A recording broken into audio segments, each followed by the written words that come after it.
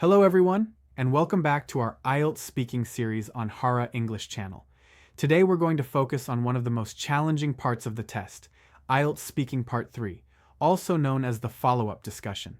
In this part of the test, the examiner will ask you deeper, opinion-based questions that are related to the topic you spoke about in Part 2. It's not just about personal experience anymore.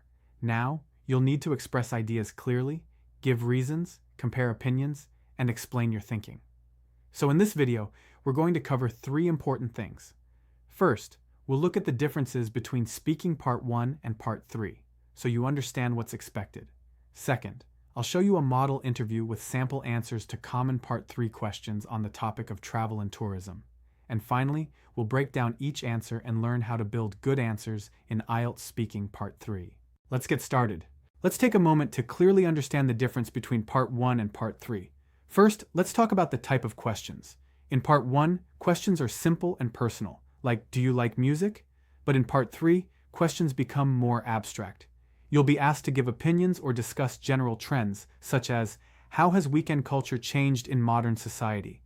The second difference is how long your answers should be.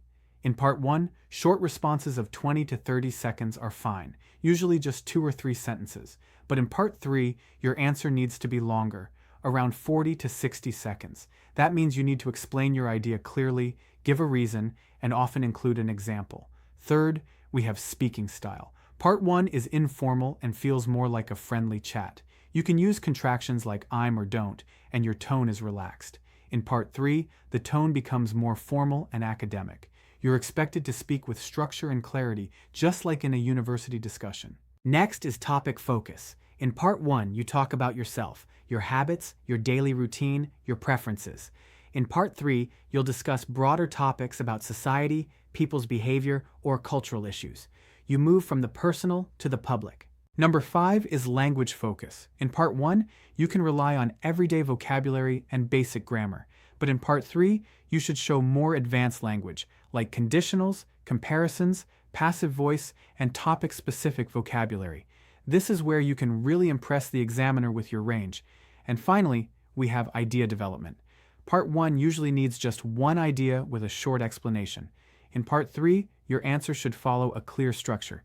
State your opinion, explain your reason, give an example, and optionally, conclude or compare. This is what we call a mini spoken essay. So as you can see, speaking Part 3 is a big step up from Part 1.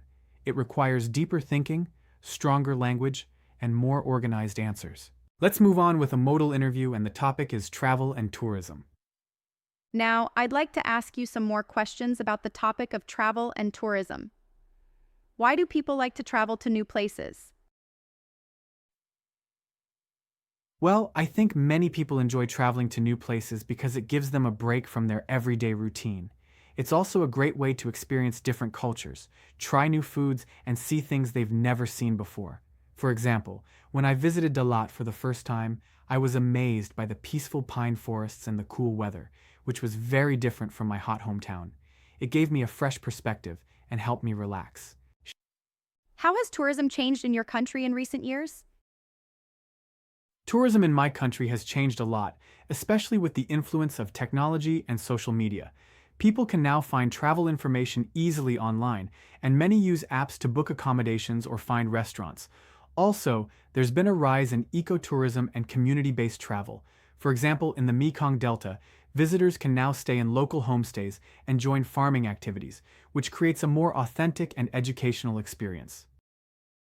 Do you think people can learn about a culture without traveling there? To a certain extent, yes. People can learn about other cultures through documentaries, books, or even virtual tours. These tools provide knowledge and visuals that are very helpful. However, I believe traveling gives a much deeper understanding.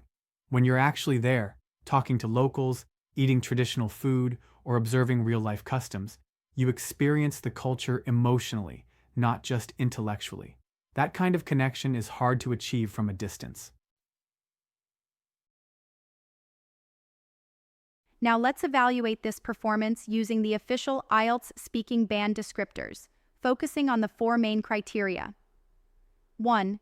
Fluency and coherence, band 8. The candidate speaks confidently with only minor hesitation. Ideas are logically organized and connected with appropriate discourse markers, like, for example, to a certain extent, and however. Answers were developed smoothly without repetition or self-correction. 2. Lexical resource, band 8.5. A wide range of topic-specific vocabulary was used accurately and naturally. Phrases like ecotourism, community-based travel, virtual tours, and customs enhance the performance. There's also evidence of flexible use of less common expressions. 3. Grammatical range and accuracy, band 8. The candidate used a good mix of grammatical structures, including conditionals, complex sentences, and passive voice. Errors were minimal and did not affect communication. 4. Pronunciation, band 8. Pronunciation is clear with appropriate rhythm, stress, and intonation. There is natural pausing, and all words are intelligible. The candidate's speech would be easy to follow in a real-life conversation. This is a strong upper band 8 performance. To reach band 9, the candidate could aim for slightly more precision in grammar and even more natural transitions between ideas. But overall, this response demonstrates excellent command of spoken English. First of all, let me say a big thank you to Ms. Nora, our speaking examiner, for her professional feedback and clear evaluation. Her insights really help us understand what examiners are listening for in Speaking Part 3. Now it's time for my part. I'm going to show you exactly how to build a high-level answer in IELTS speaking. Part 3, step by step. Let's break this down. Step 1. Start with a direct opinion. Remember to answer directly to the question first. To express your opinion, you can use these expressions: I think, I believe, from my perspective. Step 2. Follow up with a clear reason. Use phrases like, this is because, one reason is that, the main cause is. Step 3. Add a short, real-life example or situation. It could be from your country, someone you know, or something you read about. Use these expressions. For example, for instance, such as, a good illustration is. Step 4. You can finish with a short comparison or conclusion to give your answer a more complete feel. To compare or conclude, you can use compared to. On the other hand, in short. Using these kinds of expressions will help you sound fluent, organized, and natural, just like a band 7.5 or higher candidate. Now let's apply the strategy to more sample Speaking Part 3 questions.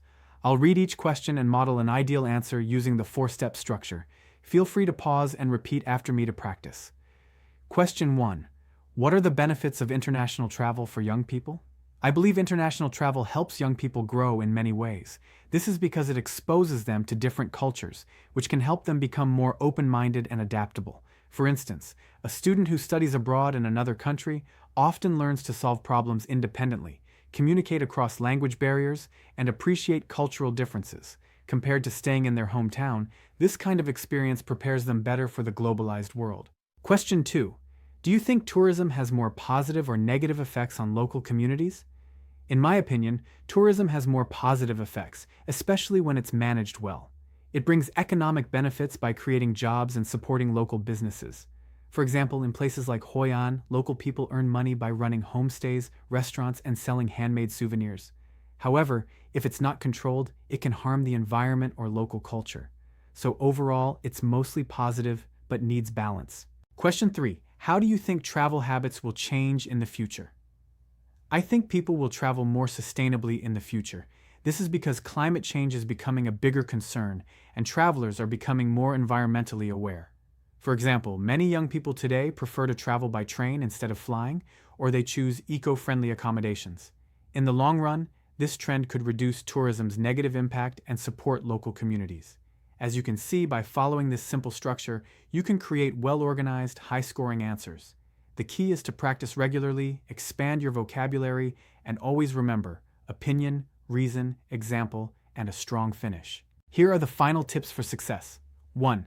Practice with real questions every day. 2. Record yourself and review with the scoring criteria. 3. Use the 4-part strategy to stay organized: opinion, reason, example, conclusion, or comparison. 4. Improve topic vocabulary through reading and listening. 5. Stay calm and speak naturally. It's a conversation, not a performance. The more you practice, the better you are. Start small, focus on progress, and trust your voice. If you found this lesson helpful, don't forget to like, comment, or share it with friends who are preparing for IELTS. And if you'd like more practice or sample tests, make sure to subscribe Hera English channel for the next video in our series. Thanks for watching. I'm Harry, wishing you all the best in your IELTS journey. See you in the next lesson.